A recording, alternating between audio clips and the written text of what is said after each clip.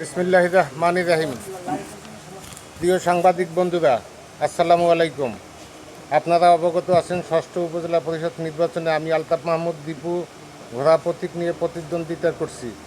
ইতিমধ্যে ঘোড়া মার্কার পক্ষে গণজোয়ার সৃষ্টি হয়েছে। নির্বাচন কমিশন একটি সুষ্ঠু, অবাধ ও শান্তিপূর্ণ নির্বাচন করতে বদ্ধপরিকর। হিজলাতেও প্রশাসনের কড়া নজরদারি ও তৎপরতায় নির্বাচনী মাঠে শান্তি বিরাজ করছে।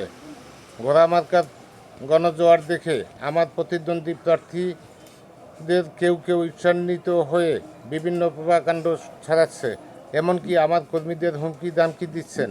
রাজনৈতিক প্রতিহিংসায় স্থানীয় স্বতন্ত্র এমপি পঙ্কজ নাথ নির্বাচনী আচরণবিধি লঙ্ঘন করে তার মনোনীত প্রার্থী নজরুল ইসলাম রাজু ডালির পক্ষে প্রচারণা চালায় এবং আমাকে তার প্রতিপক্ষ মনে করে মিথ্যা প্রভাকাণ্ড ছড়াচ্ছে। ইতিমধ্যেই যা সোশ্যাল মিডিয়া সহ বিভিন্ন পত্রিকায় প্রকাশিত হয়েছে, যা আপনারা অবগত আছেন।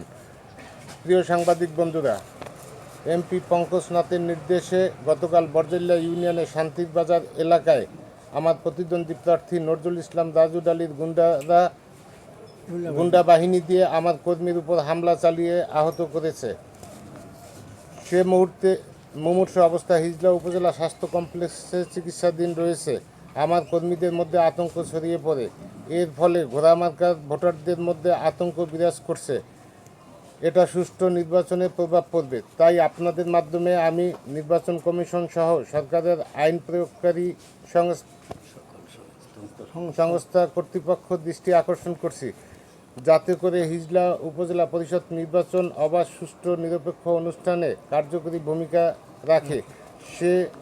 যে সকল সাংবাদিক ভাইরা এই সংবাদ সম্মেলনে উপস্থিত